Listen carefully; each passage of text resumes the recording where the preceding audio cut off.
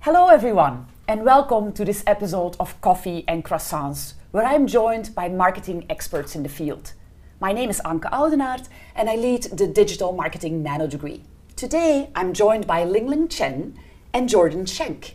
Both Jordan and Lingling work in the food industry, and both actually at very innovative food companies. So, welcome Lingling and Jordan. Thank you. Thank you. So we're very glad to have you here. And so Lingling, maybe I'll start with you. Can you introduce yourself and tell us a little bit about your role? Yeah, definitely. Hi everyone, my name is Lingling and I work at Nutiva, which is a leading organic superfoods, plant-based food company with sales on e-commerce, offline, as well as international markets.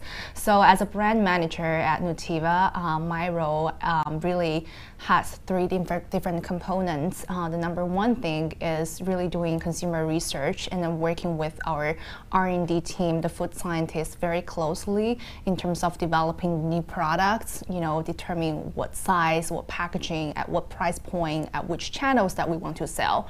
And the number two is really about the product marketing side, which is the positioning and the messaging and the competitive analysis of the product. And then finally, which is more of the marketing communication, where digital marketing is really, really important of that part. It's really about how do you balance, different tactics to really educate your consumers about how to use the product and then really generate that brand awareness.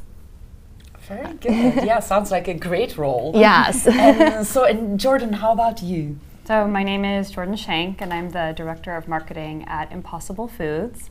Impossible Foods was founded 5 years ago with the mission to change the way the world eats by creating the best meats and dairy products entirely from plants. Mm-hmm. I've been at Impossible Foods now officially for about 1.5 years, and before that was working with them on a consulting basis for about 1 year. And so in my time at Impossible Foods, we launched the first product to market, which was the Impossible Burger. This product launched last year with a celebrity chef named David Chen in New York City. And since then, my role, on top of doing as many of the amazing consumer insights works that I know Lingling has been doing, has been also growing and building a brand, a global brand that many of you will see, I'm sure, in the coming years as we roll to new places. So my role spans from everything from your kind of traditional consumer segmentation work that we'll do to develop our go-to-market strategies, as well as channel marketing strategies, in addition to the broader brand marketing strategy, which is creating everything from the naming to the identity to the campaigns that a lot of you will start seeing. So there's a lot of that. And then on the digital front, my role and my team, digital is an interesting word because we actually don't see any division between how humans engage normally versus digital. So everything we do is digital, and I think that's where I'm sure many of you have seen everything from our social media channels to our live streams and all of that. We engage with our consumers in just a very normal and organic way with how people communicate now.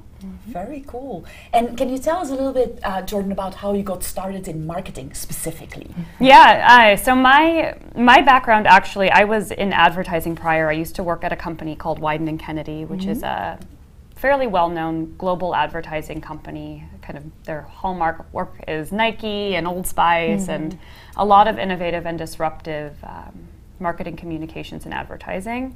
So I was at Wieden & Kennedy for a bit. I was working in planning, actually, which in many ways is probably a more transferable role when you start getting into a director of marketing type of role, where you are doing a lot of the upfront strategic work, determining who your audience segments are, determining how you'll communicate and target those individuals. And then eventually I transitioned over to be in marketing. And I think, my background in advertising is unique in that I have the hybrid of strategic insight with the execution. And so when you come into especially a startup role where, and there is nothing in place, you've got a lot of work to do on one moment being incredibly strategic and thoughtful, and the next moment you're running and you're executing, and you may be writing copy, and you may be taping a wire down to the floor at a sampling event. There's everything. Yeah, because you just said you were just at a pop-up last night, right? Yeah. So you've been, So we've been doing that. Last night we did one of our first and more disruptive consumer experiences. We created a speakeasy by the name of Meat Easy, where Chicagoans were invited to go out and try the burger behind a secret pseudo butcher shop and come in and try a burger made from plants. Yeah. Very cool, very cool. So how about you, Lingling, when you've started in marketing a while back? Yeah, so even when I was in college, I was very into, I have a business major, but I'm really into communications. So actually my first internship was at IBM, their consulting services, where I was more of a kind of customer relationship management consultant, where I helped some of the companies implement their CRM solutions, their CRM systems for marketing and sales teams. And that's how I started to get to learn about, okay, how marketing and sales work together. What does a marketing person do every single day? And then later on I decided that I wanted to focus more on corporate marketing, where I really love that combination of art and science, where you do the communication, but also you have to really dig into the data. And that's why, so I actually grew up in China, and that's why after college I came to the US directly to get my MBA degree, focusing on marketing and strategy. So that's how I got started. So that's how I see. And did you specifically feel attracted to the food industry and chose to kind of be there in your marketing role? Was that a conscious choice? Or? So initially not. When I was in graduate school, I actually did a few internships at some, technology companies doing B2B marketing. I was at University of Rochester, so there I interned with a company called Xerox, which is kind of a printer and an IT services company. I still really love the work there, but then at the time, it's really interesting time because I was here by myself, and I just really miss my family. And the food is really kind of that emotional connection for me. And I also got a DSLR camera that I will write a food blog, and I will upload pictures every day about what I eat every day, and I share with my families to make sure like they know I'm doing well here. And then also it's that time that Food Network is particularly kind of booming, right? You see so many celebrity chefs, and I was like, okay, I don't cook really well, but how can I really leverage my marketing skill sets in this field that I feel very passionate about and that I feel emotionally connected to? So that's why when I was looking for jobs, I specifically look at food companies. So that's how I started. So it was really a passion for you. Yes, yes. And was that the same for you, Jordan? Was it a conscious choice? I think anyone who works in food likely loves food. Yeah. I think most human beings love food. Yeah, for I the was most just part. say, even if you don't work in food, you love food. We love to eat, which I'm sure research tells you. People love to eat. Right. Taste is king, no matter what. But for me, I think what was so interesting about coming into Impossible Foods was, yes, the food, and yes, the product was incredible. I mean, the product is incredible. It makes jobs as marketers much easier when you're working with a product that truly is revolutionary. Yeah. But, my role, especially coming in on the brand marketing front, was to think about how do we create something that is bigger than the product, bigger than itself. So how do we start to think about a food movement and what we do and what our responsibility is as Impossible Foods in that. So I think for me, the transition was as much I love food every day, and getting the opportunity to work with so many incredible chefs and influencers and thought leaders in this industry has been tremendous. But at the same time, the work that we're doing and the reason that they're all here and I'm here is that we're looking to create something that moves the world forward. And does it in a way that's non-compromising, that's delicious, that's fun, that's it's all of those things that you would want with food without the weight of kind of where we are and where we need to go. Yeah, that's actually, you hit on a point that kind of struck us when we were looking at the companies that you're working for. like food is gets at times controversial, right? People are more and more interested in where their food is sourced. They're interested in the influence it has on the environment.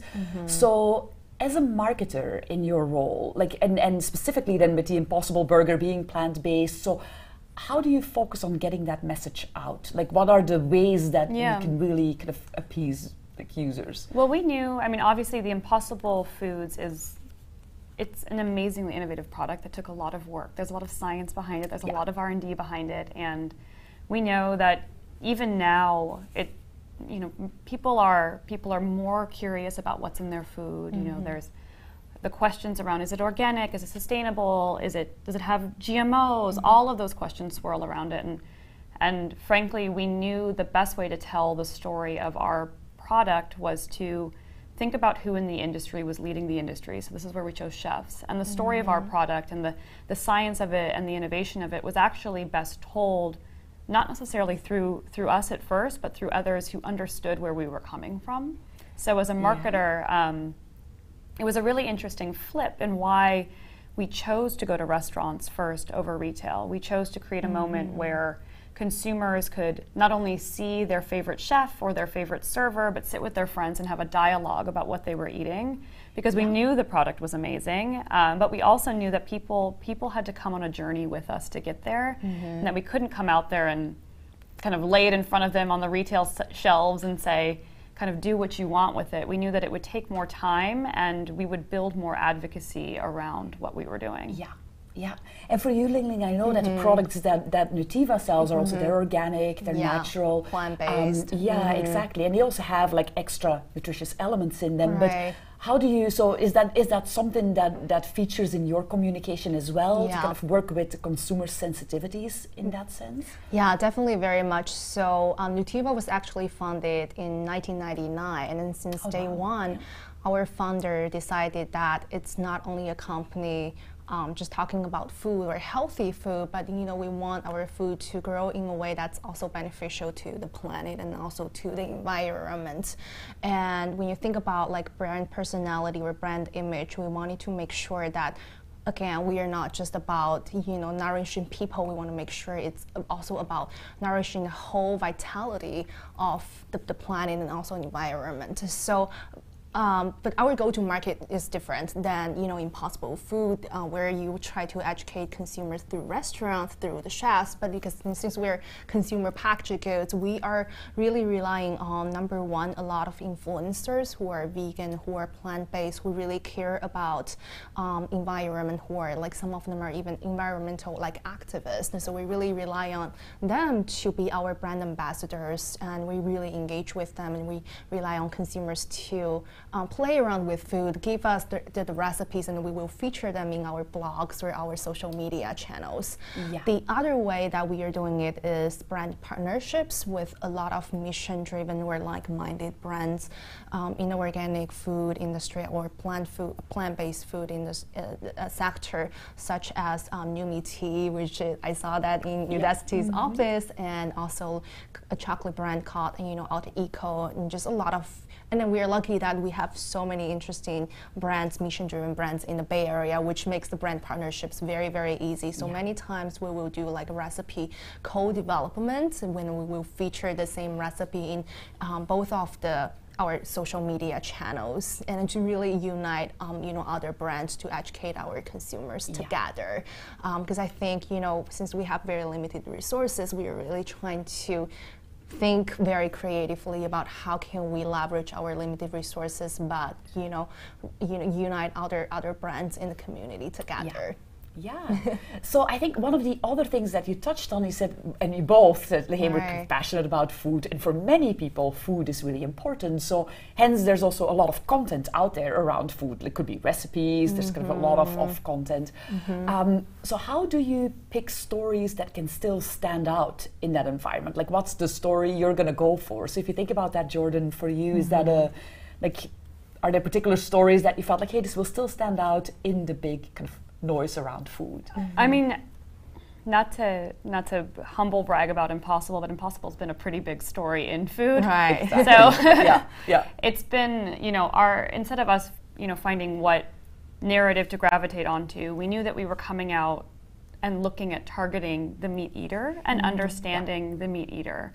So, unlike, I know where you guys are coming out for kind of the vegan and vegetarian crowd, we knew that we had to build a tremendous amount of credibility with a group that inherently doesn't buy it when it comes down to quite a challenge. to products that are made entirely from plants. So, the story that we've told is the story of us, but at the same time, like I said before, the narrative via chefs, like Michael Simon was a chef that we recently partnered with at B-Spot, but then thinking about how does that food or that meat as Impossible Burger then translate to places in Cleveland and Detroit, and letting the familiarity and the Americana heritage come through and all of that emotion, and letting people be emotional about the product.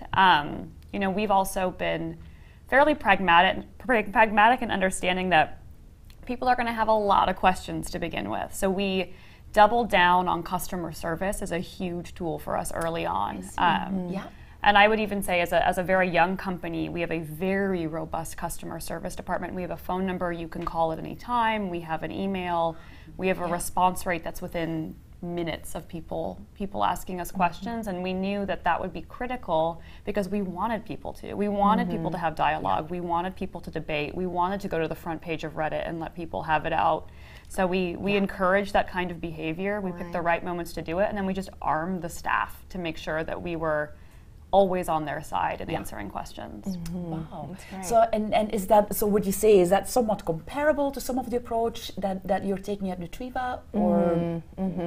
I think Nutiva is in a different stage as Impossible Foods, because you guys have like that science or technology coming into the burger.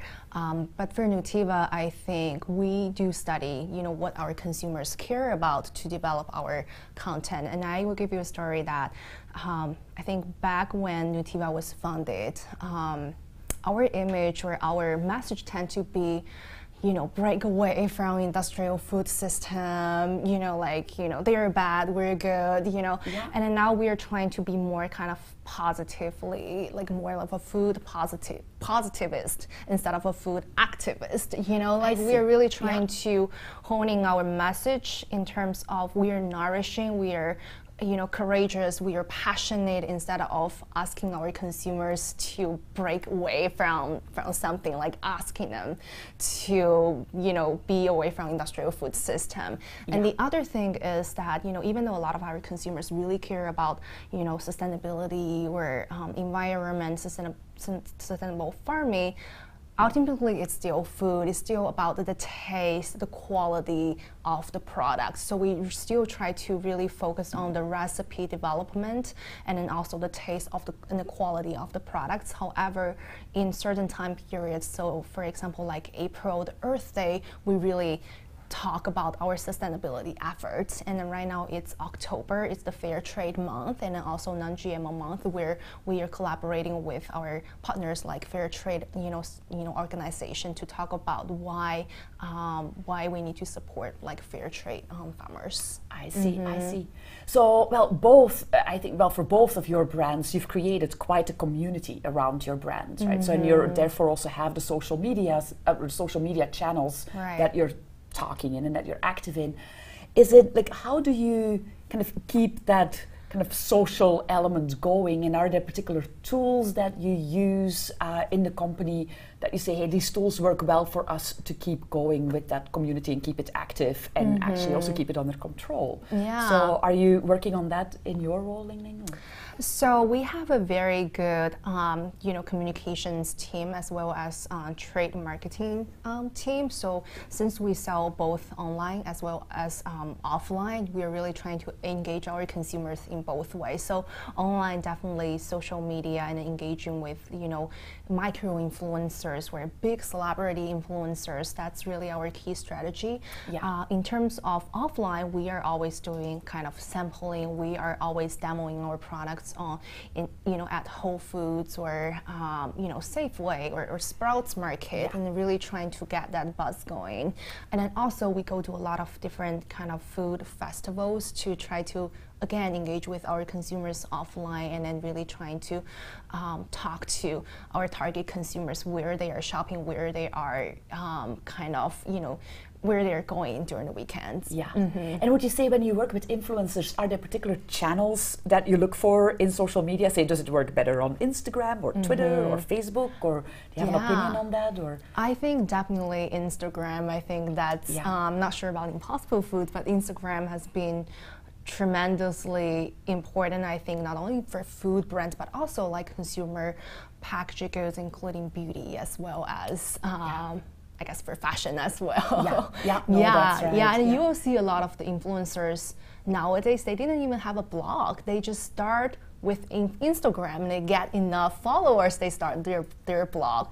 And I still remember like 5 years ago, it's still like people will start their blog, and then when they grow into more different channels, then they will have an Instagram account. So you will see exactly. That has shifted quite a bit. Totally That's shifted. True. That's true. Do you use quite a bit of these channels as well at Impossible Foods? Oh, yeah, we do. I mean, we're not quite to CPG level yet, but the mission of Impossible is, we've got the movement going. We're trying to create ubiquity. We structure ourselves in a way where we have a social content team that has its space, has its own world and place to create amazing things, but also engage consistently with people and leveraging UGC, or whether it's working with an amazing artist to design something on the side. And then we're also we also structure ourselves in a way where we have an experience marketing team. So we believe tasting is believing, which is a huge part of our strategy, and that's why we're doing pop-ups like the Meat Easy, and why we have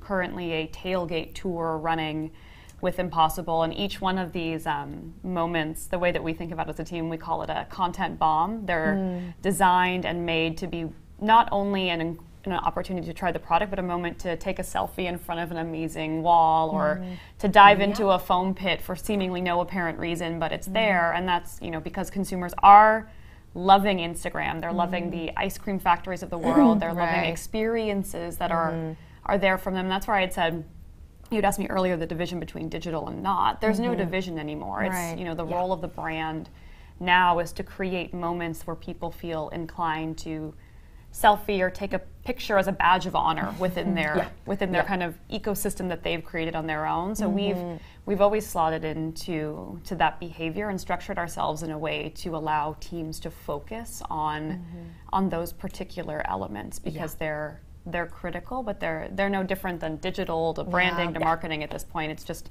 it is what it is.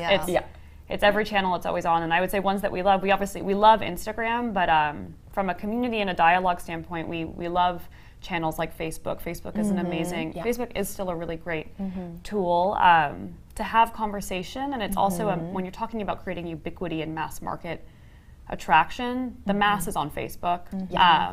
Instagram is big, but it's still fairly niche in regards to where you can go. So Facebook has been another great place for us to not only work with partners like Attention or get moments out there with BuzzFeed, where we have a lot of community looking at us. So we do that, and then big content partnerships have been another tool for us. Very cool. So you've both worked for really cool brands, and you've gone through kind of several steps in your marketing career. When you look back, are there particular challenges you feel like you've faced in the past, or challenges you're still facing right now, and kind of maybe ways that you would argue you've overcome those, things that our students could learn from? So maybe I'll start with you on that. With me? I think it's still a challenge, right now. For me, it's really about how do I balance the online as well as offline marketing tactics? Because I think as a marketer, sometimes, you have to prove that there's a certain return on investment on certain marketing programs. And especially when we sell both online and offline, I may do a digital marketing campaign, but then consumers saw it, right? But then they go offline or, go to Whole Foods to buy it. So it's really hard for me to prove that, or even to measure that that particular sales lift is because of A, B, C, and D. Yeah. Exactly. So I definitely think that attribution and then proving the return on investment is incredibly challenging. And the other thing is that sometimes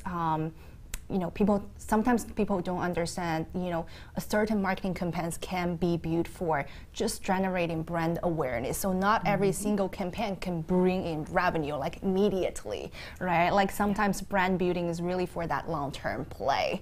As a marketer, that I try to explain the marketing campaigns objectives very, very clearly, that this is for demand generation, and then this is for brand building, generate awareness, and generate conversation. I see, yes. And for you, Jordan, do you have like... Marketing ROI is it's the crux of any marketer for everything that we do. But I would say, for us, obviously we launched about 1.5 years ago, and the kind of interesting moment that I'm at, and I know the team is at, is how are we capturing information and data and keeping our consumers in our funnel? Right. So unlike a CPG where you can see, you get pretty much from point A to point B, and there's some level of data, especially if you have e-com running. Right. For us, we don't have that because we're a B2B, B2C. So for us, getting our marketing, getting our marketing tech together, knowing when we're understanding who's coming in, what are they thinking, what are they feeling, and then at the same time, how are we keeping them in our funnel? How are we capturing email? How are we getting them into our Instagram? Has been something that I would say has been challenging for us, and I think it's challenging because there's not a lot of people in the industry to look to see who's done it. So what you'll be seeing coming from Impossible will be a push to do some innovative stuff around keeping individuals in our community, but also knowing full well that we're not in retail yet, but we're in food service, and we've got a really unique scenario. So that's one. So for young marketers coming into it, I would say, if you getting your insights team and getting your marketing tech, the first thing you do is critical, because you get to a point where you've had all this great groundswell and all of this, and it's not that it's missed opportunities, but you as a marketer look at it and be like, I wish I knew who they were. Who are these 500,000 people? So there's kind of that moment that will happen, but at the same time, you're in a startup. You're running 1 million miles a minute. You're grabbing what you can to make sure that you're keeping the plane up, but then also getting moments out there that people care about. But that piece of it, I would say, for new marketers and people coming into roles, tighten that funnel as quickly as you can, and then do the beautiful brand work, then do the consideration or what have you through your funnel. I want to echo what Jordan said, is that even for us, like understanding of offline consumers can be a challenge, because you have a lot of data online where you can look at Google Analytics and then see who are coming to your website, how long are they staying with certain content, how are they engaging with the content, versus offline. If I see thousands of people going to Whole Foods to buy my product, how am I going to capture that data? Like who are they, why they're buying it, what captured their eyes when they're walking through that aisle, and then how are they doing that decision making when there are 20 other brands, and why they specifically pick Nutiva, pick our brand? Is that because our taste, or are they first time consumers? So there's just so much knowledge that we are not able to capture on offline. I can imagine. And you said that part of your role is also some consumer research. Right. So I bet that you do some of that, but it probably still doesn't give you the whole picture. I mean, it's different for marketers now, because the funnel is so much more intelligent, and there's so much more information. So if you think kind of a traditional, brand marketing early on, there was, you do your segmentation work, you do your intercept, you do, you'd have people doing intercepts via shopper marketing, you would do all of this wonderful modeling. And now the amount of information that's available, it's smart. It can be translated in ways that are algorithmic, and we have an opportunity as marketers to capture all of that, whether it's your Google Analytics, or are you running programmatic intercepts within your stores? Are you doing secret shopping? And then what also are you capturing on the end of who's your email base? Are you surveying them? Are you understanding them? How are you leveraging your Instagram community? And they're all different. So being able to create dashboards and ways to understand those individuals sooner just helps streamline it, and it helps prove points when you're like, I'm going to do a big brand moment. And it's going to have, we project the ROI on this is probably going to be 6 to 8 to 12 months out, but we need to do it now because that's the moment that we need to be ready for. So being able to get that sooner is good. Very cool. Yeah. So, well, when we're at Udacity, obviously we focus on lifelong learning, and we're very big fans of that. But I was wondering, so for people like yourselves who are in careers, who are obviously already experts in marketing, how do you blend that in your day-to-day kind of jobs? Do you have a view on that for you, Lingling? Yeah, so for me, even, every single day is different day. I'm constantly learning, just, on the job. But I also try to really spend some time taking online courses, like Udacity, which I really, really like. Or even go to a lot of different meetups, or whether it's on food, whether it's on marketing, just to meet people face to face and really trying to talk to people who are even working in different industries, because I try to see, how fashion brands do marketing, or how beauty brands do marketing. So I really try to really utilize online classes as well as the meetups or the conferences. I see. Yeah, cool. And for you, Jordan, do you do some of that? Or? Yeah, I mean, the role of marketers is as much bringing the world on the outside in to where you are. Yeah. So, with our teams, we do, a lot of reading. Yes.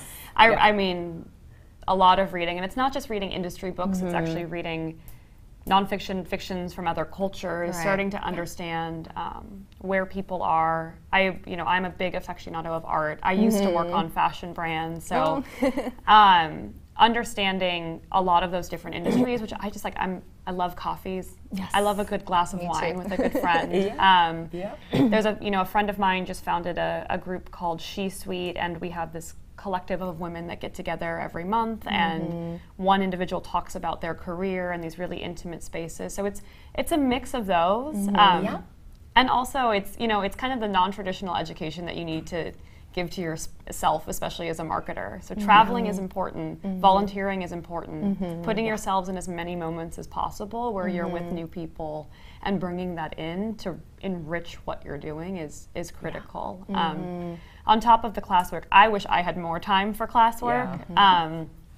Because when you're at max capacity, actually the only thing you want to do is get a glass of wine with someone and hear about their life versus yours. So yeah, I mean it's a lot of that. It's allowing. That's a great part about our job. Just allowing yourself to be free and to experience. And would you, when you think back of your kind of early self in like the beginning of your career, is there particular advice you would give students who are now actually really starting their careers in digital marketing? Is there any advice you would have for them, Jordan? I actually started early on in digital marketing. Well, before that I was doing planning, so a lot of research and go-to-market work. But I would say the biggest thing is don't box yourself in too soon.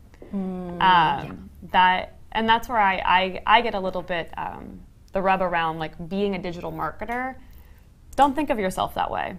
Think of yourself as a generalist. Allow yourself to engage with different types of people, because technology and the way people engage, there is no black and white at this point. And the second that you put yourself in the box, you will stay in that box. So even for me, when I was working on developing new products with Chipotle or JetBlue, you always thought of yourself, as a human and what the human would want first, and that will free yourself of that.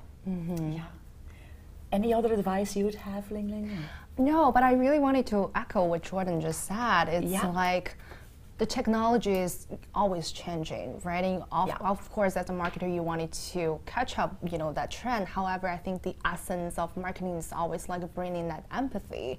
And to be able to have that empathy, you have to live a life and you have to go out. Like you don't have, you cannot just sit there every day and then doing like analytics or like a data crunching. Like you have to go to grocery stores, like you observe how people shop. You go to farmers market and ask people why they shop there.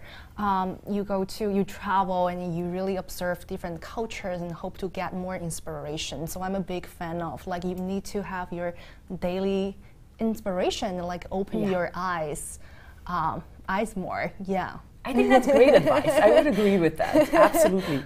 Now, I would actually like to switch to some questions that we got from our students who knew that you were coming for coffee and croissants. So I'm going to read a question first from Neil. And Neil asks, he says, well, with recent advances in artificial intelligence, especially machine learning, where do you think digital marketing is headed? And what advice would you have for students given that this trend is coming?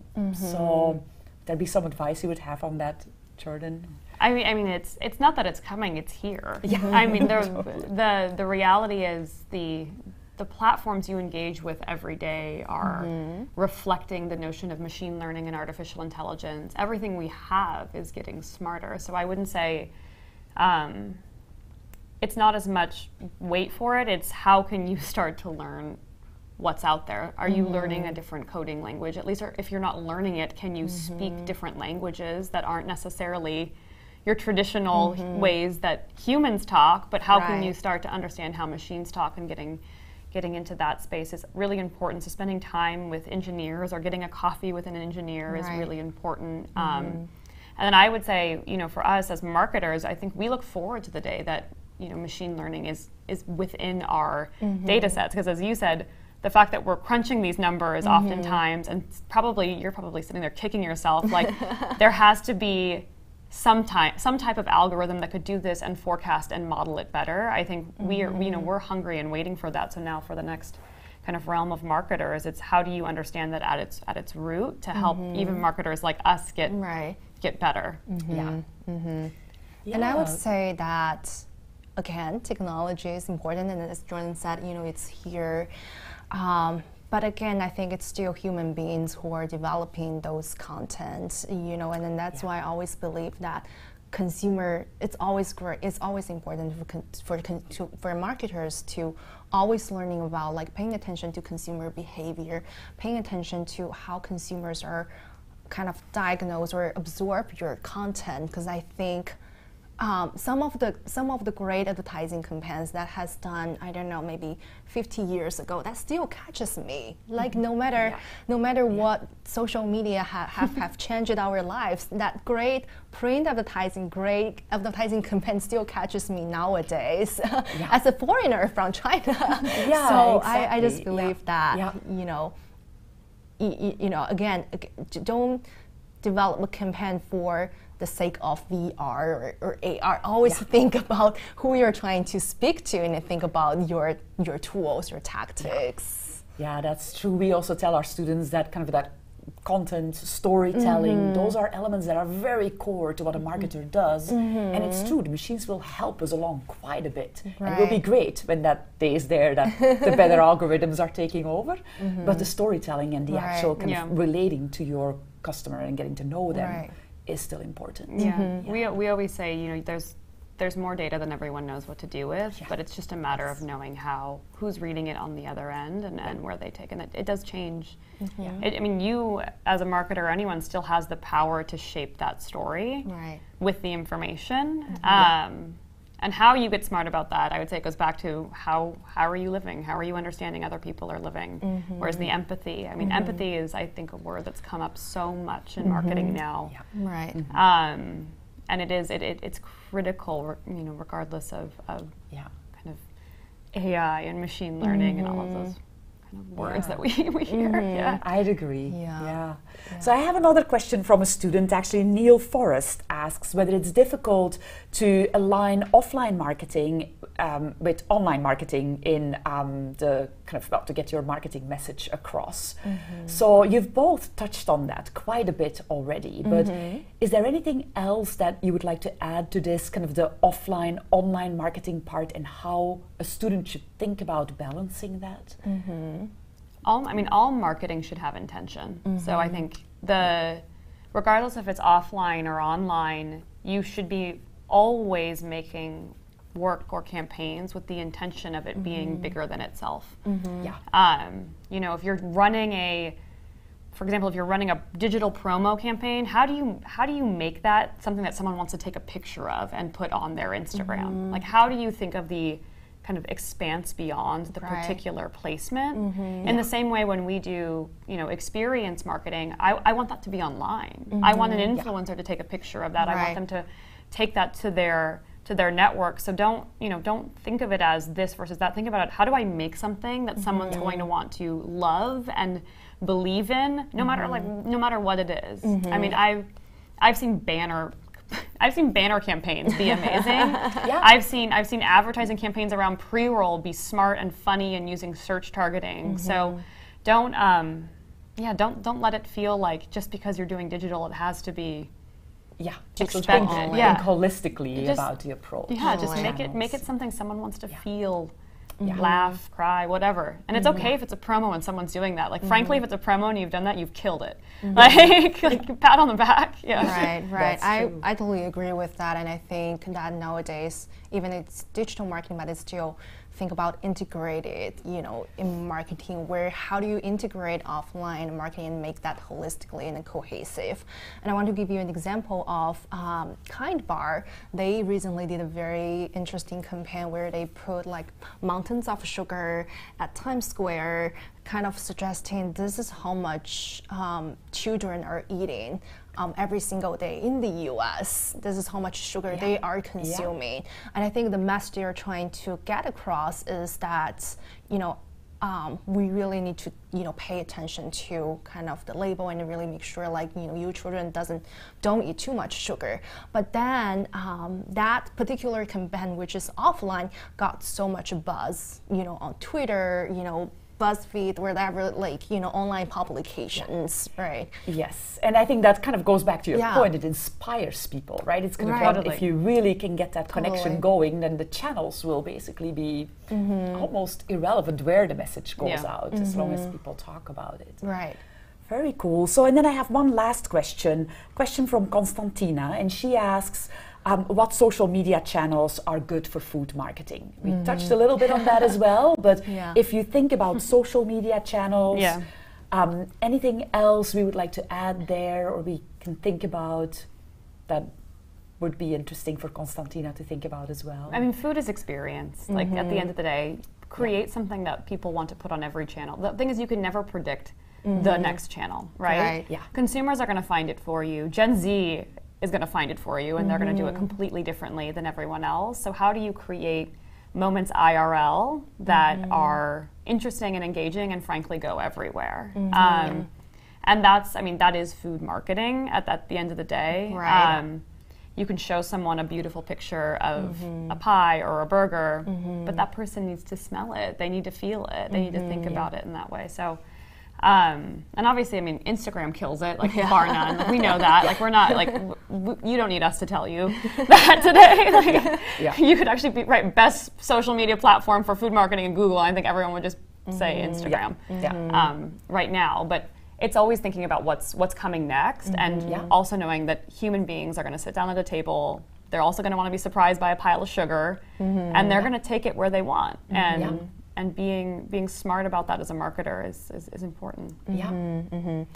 Definitely, I think that again, social media landscape is always changing, but I think definitely bring that mindset of, you know, try something, experiment something, and then fail fast. And if this doesn't work, just move on. You know, like, for example, Instagram, they are also constantly changing their offerings for marketers. Like, and, you know, I think 1 year ago, they have this Instagram story. Now it's like everybody is using Only it story. in the story. Yeah. It's using it. I think they are also experimenting with some fashion brands where you can tag certain kind of cloth garment pieces where you can just click through that and you can, which leads to you to the online stores. You can immediately purchase there. Yeah, So I exactly. don't think just paid attention to how the media flow, how the merchant flow, how the transaction flow goes. Yeah. Be very experimental. Yeah, and as you said, like new channels emerge all the time, Yeah. and we have to watch for that. Right, and be like aware of that. I think a few years ago, people say email marketing is like dying nowadays. Everybody's And trying then to use. the Reformation and Soul Cycle bring it back. They're like, you can have fun with email again. Right, and then maybe it's it doesn't Yeah. work as an industry standard, but maybe you can make it work if you're innovative enough. Exactly. Yeah. And for some marketing, it works very, very well. So Yeah. it depends a little bit. But Right. yeah. Yeah. Good. Well, I think that is all really great advice. And I think on this note, I would like to, end our chat. I would like to thank you very much for coming. I Thank you think so much for inviting it's us. a treat to our students. So yeah, thank you very much for kind of taking the time, getting off a plane right just a minute before we came here. So thank you. Yeah. And we will see you again at our next Coffee and Croissants. Okay. Awesome. Awesome. Thank Thank you. you.